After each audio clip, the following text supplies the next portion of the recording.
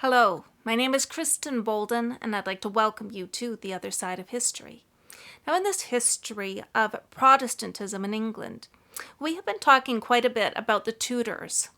And in this talk, I would like to give you a brief history of the Tudor Dynasty. I have already done a talk on Margaret of Richmond, who was the mother to King Henry VII and the grandmother to King Henry VIII of England. If you have not heard that talk on Margaret of Richmond, I would encourage you to go back and to listen to this talk. To give a brief recap, Margaret loved the study of the scriptures and also the company of the learned scholars of her day. She had much influence over her son, King Henry VII, and also her grandson, King Henry VIII of England.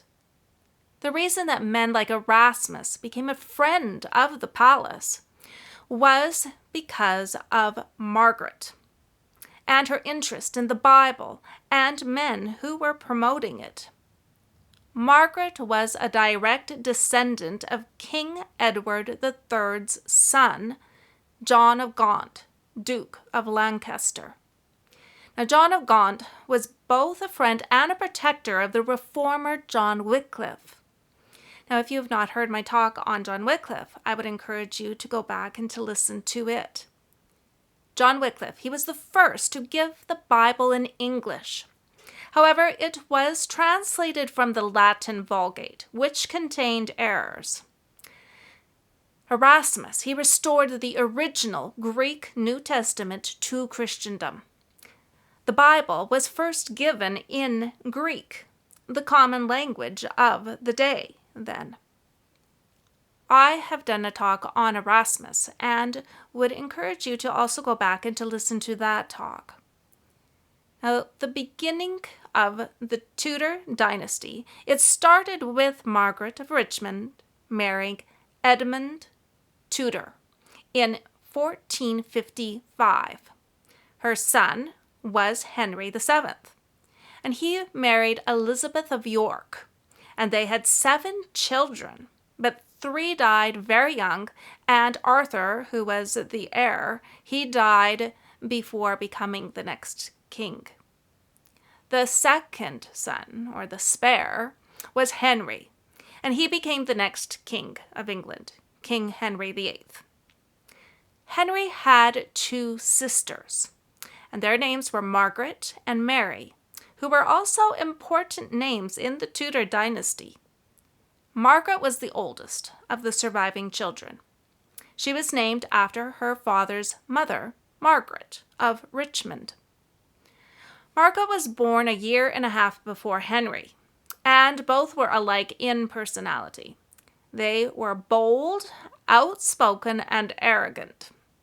There was a sibling rivalry between the two. Margaret married before Henry, and thus she outranked Henry.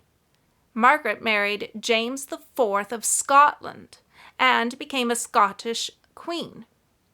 Henry, he would actually throw temper tantrums because Margaret would walk in front of him. Later in life, Henry was envious also because Margaret was given permission to divorce her husband and to remarry. And Henry, he wanted to divorce his first wife, but he was not given permission to do so. Margaret even tried to divorce twice, but the second time it was not granted. Henry's favorite sister was Mary, who was born when Henry was 5 years old. Now, Mary, she idolized her handsome, athletic brother, and he was her protector. Mary was said to be a beautiful child, and Henry named his first daughter, Mary, after her. Henry's second daughter, Elizabeth, was named after his mother, Elizabeth of York. Their mother, Elizabeth of York, she died when Mary was only 6 years old, and Henry was 11. When Margaret married, Henry and Mary, they were the only 2 that were left at home, and they grew quite close to each other. When Henry became King Henry VIII, at the age of 17, his sister Mary was betrothed to Charles. Now, this was the same Charles that later became the Holy Roman Emperor, and also happened to be the nephew of Catherine of Aragon, who was later Henry's first wife. However, the betrothal was called off, and the then 18-year-old Mary was given to the 52-year-old Louis XII of France. Now, prior to her betrothal, Mary made Henry agree to being allowed to choose her second husband. It was only 3 months after the wedding that Louis died without any heirs. Now, Francis I became the new king, and he tried to negotiate a marriage to Mary with Henry. But Henry sent a party to go and get Mary because he was seeking other offers. Henry did not respect the deal that he had made with Mary, that she would be able to choose for herself her second husband. The first Duke of Suffolk was Henry's friend, and his name was Charles Brandon. Henry commissioned for Brandon to bring Mary back home to England. The problem was that Mary wanted to marry this Brandon. She had fallen in love with him before she had been married off to King Louis of France, and had wanted to marry Brandon then. Henry knew about all of this love interest, and he made Brandon to pledge to him to not propose to Mary.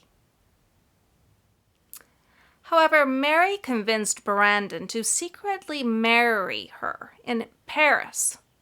When Henry found out, of course, he was angry.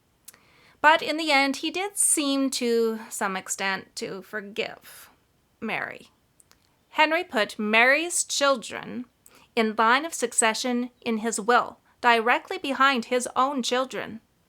Now remember, the oldest sister was Margaret, who had married King James IV of Scotland. Now Margaret and James, they had a son who became King James V of Scotland. After her husband's death, Margaret, she served as regent of Scotland during her son's minority and fought to extend her regency. Margaret was only 13 years old when she had been married to King James IV of Scotland. Her grandmother, remember, was Margaret, the Countess of Richmond. She was not happy when she heard about her granddaughter being married off at such a young age. Margaret of Richmond, the grandmother, had been married when she was only 12 years old. And although she had the one surviving son, Henry VII, she had had a very difficult pregnancy, and she was unable to have any more children. However, against the grandmother's wishes, the granddaughter, Margaret, was married to King James IV of Scotland. They had 6 children together, but there was only one son, James, who reached to adulthood and became King James V of Scotland. After Margaret's husband, King James IV, died in battle, Margaret married again. Now, Margaret's second marriage was to Archibald Douglas, the 6th Earl of Angus. However, Margaret fell in love with a man named Henry Stuart, who was a member of her household. The Pope granted Margaret's request for a divorce, and she married Stuart. Margaret's second marriage was annulled by the Pope in 1527. Margaret and Stuart became influential advisors to her son, King James V of Scotland. However, Margaret fell out of favor with her son after he discovered that she had betrayed state secrets to her brother, King Henry VIII of England. Margaret's marriage to Stuart proved to be unsuccessful, and she tried to also get it annulled so that she could return to her second husband, Angus, whom she had left for Stuart. Henry Stuart did not turn out to be all that Margaret had hoped for. He exploited her financially, and he was unfaithful. However, her son, the king, no longer trusted his mother after betraying secrets to her brother, King Henry VIII of England. He refused his mother's request to divorce Henry Stuart. The same year that Margaret and Stuart were married, they were besieged by Margaret's former husband, Archibald Douglas. And this caused King James V to issue an order that his former stepfather and all of the Douglases were forbidden to come within 7 miles of him or his mother. Henry Stuart and Margaret, they had one daughter who died in infancy. Margaret's last words before her death were about her second husband, Archibald Douglas, Earl of Angus. She asked God for mercy for offending him. After King Henry VII of England's eldest son, who was Arthur, died suddenly from a mysterious illness, his widow, Catherine, became King Henry VIII's new queen. Now, Catherine was beautiful, smart, and well-educated. In 1513, Henry went to war with France, and he made Catherine Captain General of the Home Forces. This proved to be a good move, because as soon as Henry was gone, Scotland attacked England, and Catherine raised a citizens' army and defeated the Scots. Despite 8 pregnancies, Catherine produced only one surviving heir, which was a daughter, Mary. Catherine was a devout Catholic, as well as her daughter Mary, who became monarch of England after her brother, King Edward VI, died. She was known as Bloody Mary because of all the Protestants that she had killed during her reign. When Catherine, King Henry VIII's first wife, was queen, she had an attractive lady-in-waiting named Anne Boleyn. King Henry VIII, he wanted a son to put on the throne after him, and he spent 6 years trying to negotiate with the Vatican to have his first marriage annulled so that he could marry Anne Boleyn. Catherine fought back, and Anne also resisted Henry's advances until she finally agreed to marriage and the crown. The Pope would not allow the divorce, and so Henry declared himself the head of the church, and a split with Rome happened in England. Anne was of the Protestant persuasion. She loved to read the scriptures and the writings of the Protestant reformers. Anne once said that she had read all that the reformer William Tyndale had written, and that the words spoke well of the man who had written them. Despite 4 pregnancies, however, Anne had only one surviving child, Elizabeth, named after Henry's mother. Queen Elizabeth I became one of the greatest of the English monarchs, and she, like her mother, was Protestant. She followed the violent reign of her devoutly Catholic sister, named Bloody Mary. The nation, it was racked with religious and economic strife, and Elizabeth, who had great financial ability, virtually rebuilt the English economy during her reign. She was also devoid of religious fanaticism. The 45-year period of her reign, the Elizabethan age, has been said to be the most creative and productive period of English history. King Henry VIII he had to make a break with Rome in order to marry Anne Boleyn. But he was still Catholic at heart, and he was surrounded by Catholic influencers. Ugly rumors of infidelity had been fed into the king's ear, Henry's ear, and with Anne, Elizabeth's mother, not producing a male child, Henry decided to get rid of Anne. She was beheaded on Tower Hill. Within 10 days, England greeted a new queen. Her name was Jane Seymour, and she was Catholic. She did not have a mind of her own like Anne, and had for her motto, bound to obey and serve.